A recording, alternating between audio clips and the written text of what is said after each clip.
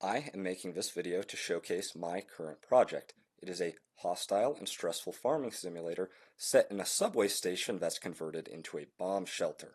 Now, before I really get into some specifics, I want to say this is not a devlog. This game has barely been in development for a week. I want to make this game, I want to prove I have the ability to make this game, and I need to know if anyone else wants to play it because I want to share my games with as many people as I possibly can. I need to know if this is something you want to play. If it looks interesting, leave a comment. This game will exist because of you. These are the basic plans I've written out so far. The player will have to farm mushrooms, breed mutant plants, and scavenge for parts in order to fulfill their quotas.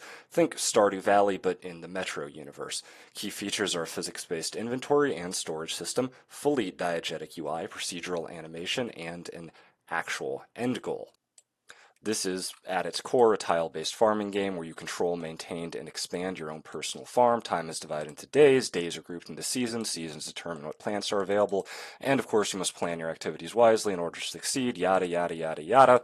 Where I want to differ from Stardew, besides the setting, of course, is that you'll have quotas to fulfill, much like the taxes in Eland. You are one station in a vast underground subway station / shelter, and if you can't produce enough food, you will be replaced with someone who can. What type of food you produce is up to you, and you will be handsomely rewarded for exceeding your quota, but you do not have the luxury of time. Also, you will not be meeting people and making friends for fun. You have a job, and it will be much easier if people trust you. You will need the help of others. The game is currently built out of a relatively simple, small 3D tile set, each of which contains a couple of different textures. I have a floor gravel texture and a wall concrete texture right here. All of them are normal mapped, which means that as I move the light around, it looks as if there's actual bumps on the ground, even though there are none, which is very useful for larger objects. I can generally use triplanar textures, which are incredibly useful. That's this little checkbox right here, which just means that the text repeats constantly depending on the angle of the surface. It's very, very useful and allows for easy test setups, or if I used on the entire ground, I could just repeat one texture the entire time. Generally speaking, a 3D tile set like this, you don't see them used often, but for a tile-based game, it's going to make it a lot easier to set up large areas like Subway Station without issue. Here's a previous project that I attempted to use this sort of setup for, and for that I built a system for turning a height map into a normal map based on just a single black-white value on each texture, which was fun to build, but it turns out that this is a filter in the art program Krita by default, and I didn't need to build it. I'm still glad I did. As for the actual shaders themselves, I went on the Godot shader website, and credit to this guy, I got a filter that converts RGB values into HSV values. Those are just a different way of thinking about colors. And then I added a section to essentially round those values to certain elements as a way of cleaning them up. For instance, if you store a value such as like hue to 256 possible things, I instead clamp that to 16 possible bits, and that gives me a lot cleaner colors and lines between them. Alright, so here it is with no filter. Here it is with particularly heavy filter, so a lot of it just makes the colors a lot more vibrant. If I go into my shader editor and I switch this out, boom, now here's a much lighter filter. Here's it is with no filter. You can really customize the effect, especially under different lighting conditions. I also made it so that value, which is the grayscale value of each pixel, is only clamped if the saturation, or how colorful it is above a certain value. And this should make small gray, black, and white bits look much, much cleaner, such as the walls and floor. Currently I have a full screen directional light. I intend to do a lot more of the lighting. This is just a basic setup for now. Either way, HSV quantization is a very easy way to give yourself some easy, cheap stylization. I'd love to do a dithering texture the way Lucid Blocks did, and I've tried to make that texture, and it's honestly kind of a pain in the ass. Lucid Blocks dithering shader. It looks really fucking good. I've tried to recreate it on my own, and it's hard to fucking do. This is what happened when I tried to create that fucking dithering shader on my own. It's just not the same fucking thing. It just does not. I am going to figure out how to do it one of these days, but I have a bunch of weird artifacts going on, and whenever I figure out how to make that not happen, everything's gonna look fucking great. But I have a full-time job, and dude, I came in on a fucking Saturday only for this dude to forget my fucking name That's had me pissed off all fucking weekend. I it doesn't fucking matter. I intend to use, again, fully procedural animation.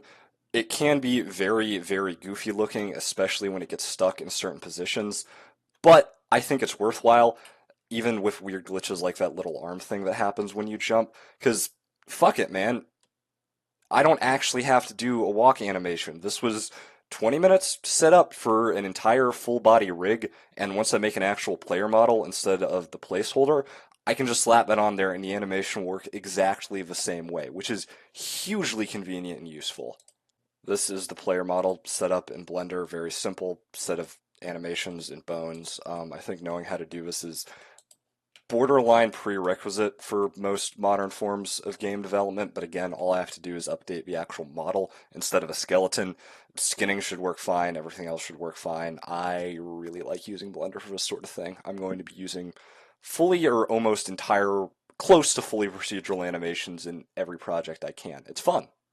Game's inventory system is going to be very simple. All items are stored in boxes, which are 2x2 units, or trays, which are 0.25 boxes tall.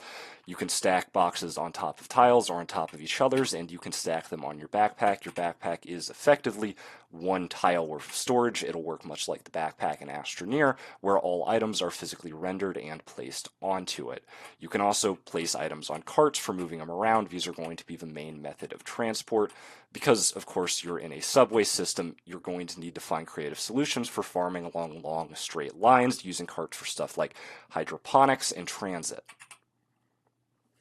The game also currently has a functional save system, which is really important to have going from the start so that you can actually test things out properly. This little block right here is representing the bed.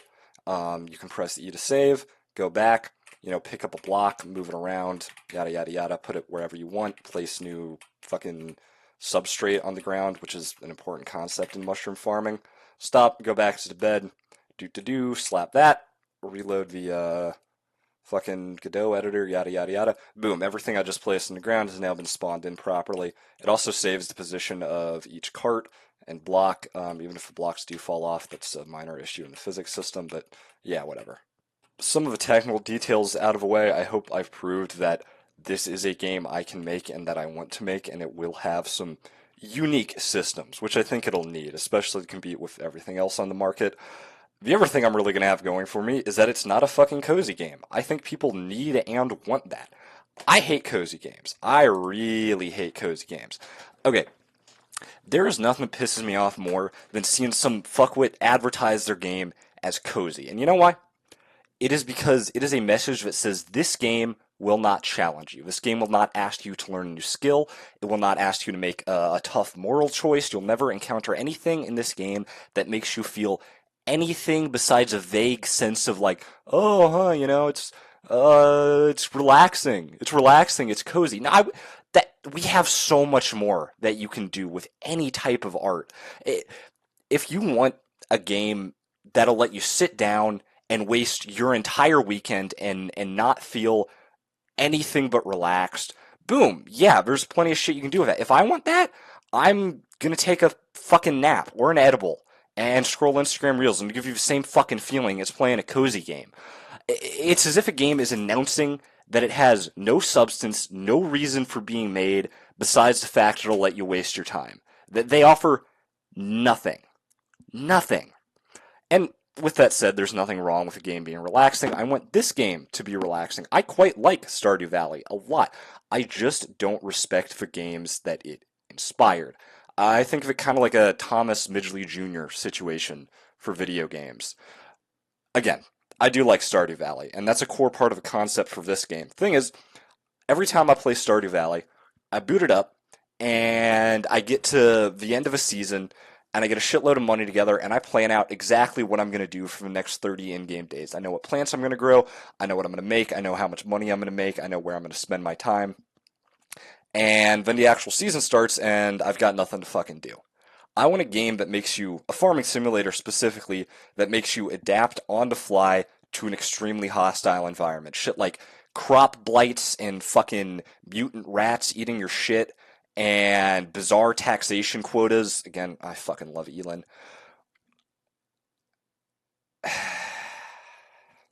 I quite like Stardew Valley. It's the biggest single inspiration for this game. Thing is, every time I play Stardew Valley, I start planning all my shit out perfectly. I know what crops I'm gonna go. I know how much like money I'm gonna need to buy them. You know how much equipment I need, exactly what I'm gonna put on my farm. I love the planning element, and I really like filling out the community center and shit because it really forces you to plan out what you're gonna do every single day. I want that to be a core part of this game. When you can see that calendar and know exactly what's gonna happen for the next 30 days and you can plan for it, it's an excellent feeling. I want to force the player to do that constantly. I want there to be, more unpredictable and hostile events. I think planning out more than a week causes me to lose a hell of a lot of interest in the game just because at that point, all you do is follow a plan. I want you to adapt. I want you to deal with crop blights. I want you to deal with mutant rodents eating your shit, bandits, wrecking parts of your farm.